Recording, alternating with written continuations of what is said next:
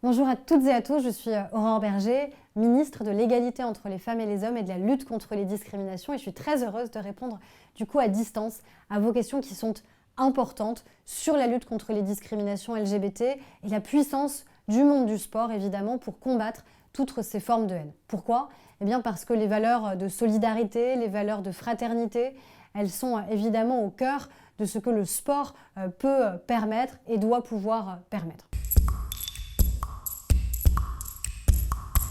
Avec l'approche des Jeux Olympiques et Paralympiques de 2024, dans quelques semaines maintenant, nous avons une opportunité pour sensibiliser évidemment nos concitoyens aux enjeux LGBT+, mais surtout pour réaffirmer toutes les valeurs qui sont les valeurs universelles, universalistes de la France, ce qui veut dire concrètement qu'on se sent concerné par les discriminations que d'autres subissent, même si on n'est pas soi-même directement concerné, et envoyer des messages très clairs. Les auteurs de propos discriminatoires visant les personnes LGBT+, seront systématiquement interdits de stade et nous ne laisserons rien passer pour une raison simple. Il n'y a aucune excuse qui puisse justifier de tels discours et nous travaillons main dans la main avec les instances sportives, avec les ligues, avec les fédérations pour sensibiliser aussi les commissions disciplinaires aux discriminations qui peuvent exister.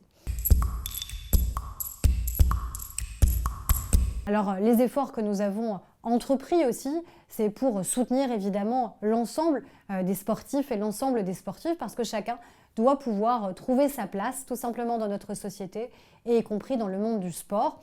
Je sais que ce chemin vers une égalité effective, eh bien, il est encore long et nous devons évidemment continuer à nous mobiliser sur ce sujet.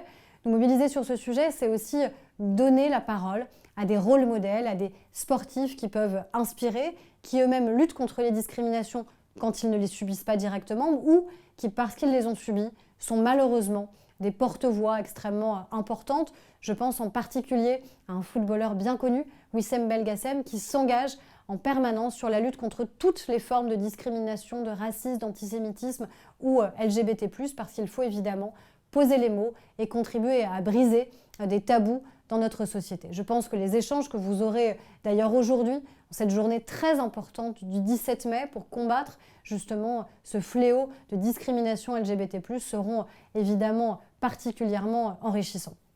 Et au-delà des personnalités, je vous le disais, nous devons travailler avec l'ensemble des fédérations sportives parce que c'est elles qui sont au cœur concrètement de ce que nous pouvons faire.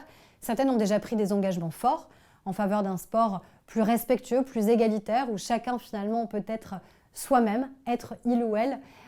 Et je pense notamment à la Fédération française de rugby. Nous devons continuer parce que le sport est un lieu où on doit pouvoir tous se retrouver, se sentir unis, respectés, en étant respectueux des autres.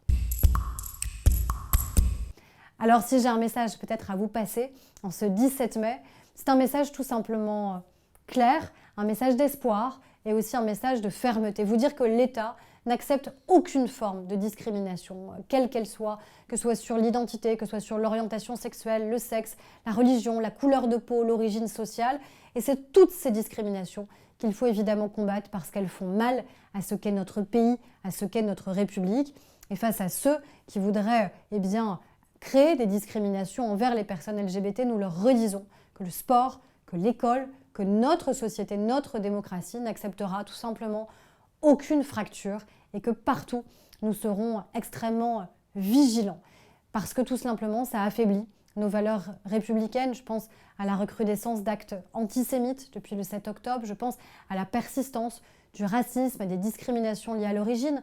Je pense aussi en tant que ministre de l'égalité entre les femmes et les hommes aux violences que les femmes, les jeunes filles, les adolescentes peuvent subir, violences sexistes, violences sexuelles, violences physiques et qui sont inacceptables. Je pense à la haine contre laquelle vous vous mobilisez plus particulièrement aujourd'hui, qui est la haine à l'encontre des personnes LGBT. Ce sont des combats qui doivent concerner, encore une fois, toute la société. C'est ça, une société démocratique, une société universelle. C'est tout simplement une société où on se construit sur le respect et sur l'égalité, où personne, plus exactement, n'est enfermé, assigné à la naissance dans une origine, un quartier, une identité, une orientation, mais peut devenir ce qu'il souhaite être. Et je crois que vous avez, vous lycéens, un rôle majeur à jouer pour justement permettre de bousculer la société et permettre surtout de construire une société plus inclusive, plus égalitaire, plus respectueuse. Alors merci à vous, je compte sur vous et je compte sur votre mobilisation le 17 mai, mais en vérité